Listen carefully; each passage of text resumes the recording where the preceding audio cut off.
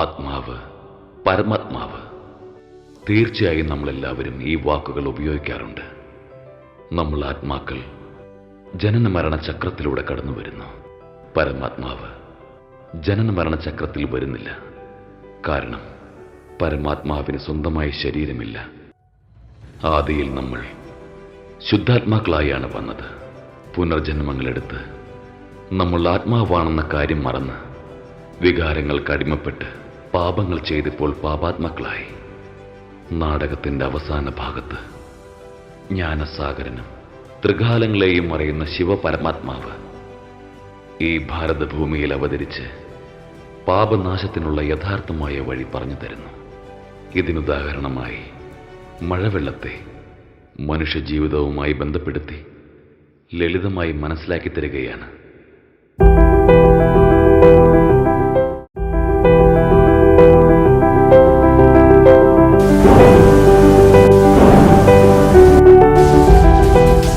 മേഘങ്ങൾക്കിടയിൽ വജ്രം പോലെ തിളങ്ങുന്ന ഏറ്റവും പരിശുദ്ധമായ മഴവെള്ളം ആകാശത്തു നിന്നും എങ്ങനെ താഴേക്ക് വരുന്നുവോ അതുപോലെ തന്നെ പരന്ധാമത്തിൽ വജ്രം പോലെ തിളങ്ങിയിരുന്ന, പ്രകാശം പോലെ ജ്വലിച്ചിരുന്ന ശുദ്ധമായ ആത്മാക്കൾ മുകളിൽ നിന്ന് താഴേക്ക് വരുന്നു.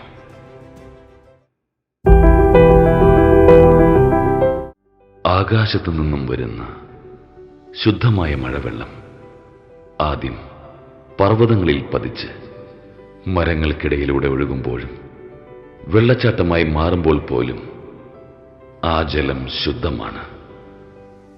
അതേപോലെ ആത്മാക്കൾ തങ്ങളുടെ ഭാഗം അഭിനയിച്ചു തീർക്കുവാൻ വേണ്ടി മണ്ണുകൊണ്ട് നിർമ്മിച്ച ഈ ശരീരം ആധാരമാക്കിയെടുത്താലും എല്ലാവരും സ്വയം ആത്മാവാണെന്ന് മനസ്സിലാക്കിയതിനാൽ ശുദ്ധമായ ആത്മാക്കളായി, അതായത് ദേവാത്മാക്കളായി, പുണ്യാത്മാക്കളായി, പൂജയ്ക്ക് യോഗ്യമായ ആത്മാക്കളായി, ആരാധ്യ ദേവതകളായി വാഴുന്നു.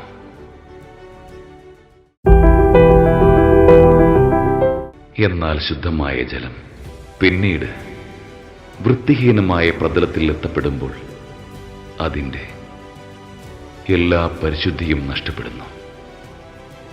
അതേപോലെ ആത്മാക്കൾ 21 ജന്മങ്ങൾ എടുത്തെടുത്ത്, അതായത് 2500 വർഷങ്ങൾ പിന്നിടുമ്പോൾ സ്വയം അനശ്വരമായ മരണമില്ലാത്ത ആത്മാക്കളാണെന്ന സത്യത്തെ മറന്നുകൊണ്ട് മണ്ണുകൊണ്ട് നിർമ്മിതമായ ഈ ശരീരത്തെ എപ്പോൾ സ്പർശിക്കുന്നുവോ, അതായത് പാപങ്ങൾ ചെയ്യാൻ ആരംഭിക്കുന്നുവോ, അപ്പോൾ പരിശുദ്ധി നഷ്ടപ്പെടാൻ തുടങ്ങുന്നു.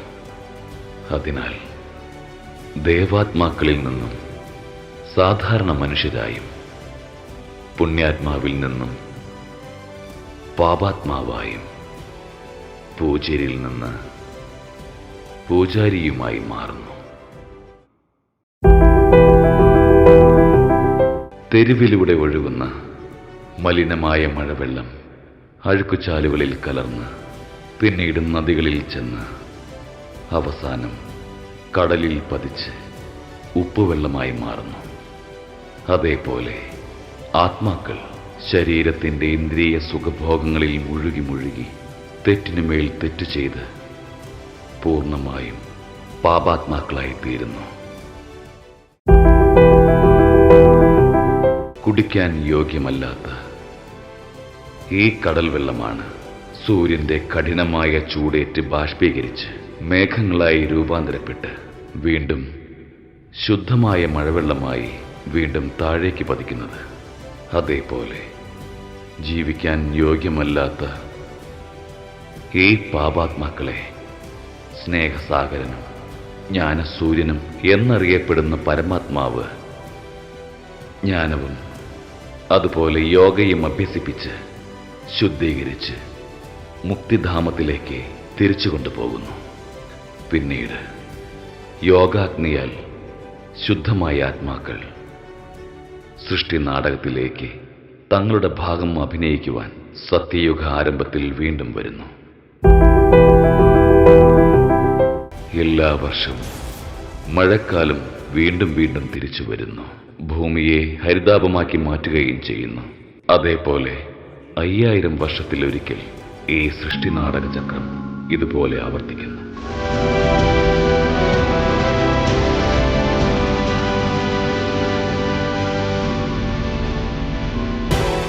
കലിയുഗം കഴിഞ്ഞാൽ വീണ്ടും സത്യയുഗം. സത്യയുഗം സ്വർഗമാണ്. വീണ്ടും സ്വർഗത്തിലേക്ക് വരണമെങ്കിൽ ആത്മാവ് ശുദ്ധമായി തീരണം. ആത്മാവിനെ ശുദ്ധീകരിക്കാനുള്ള ലളിതമായ മാർഗമാണ് ഈ ശരീരത്തെ മറന്ന് സ്വയം ആത്മാവാണെന്ന് മനസ്സിലാക്കി പരംധാമത്തിൽ ജ്യോതിസ്വരൂപമായി വിളങ്ങുന്ന ശിവഭഗവാന്റെ സ്നേഹത്തിൽ മുഴുകിയിരിക്കുമ്പോൾ ആത്മാവിൽ ലയിച്ച പാപങ്ങൾ കത്തിച്ചാമ്പലാവുന്നു. ആത്മാവ് ശുദ്ധമായി തീരുന്നു.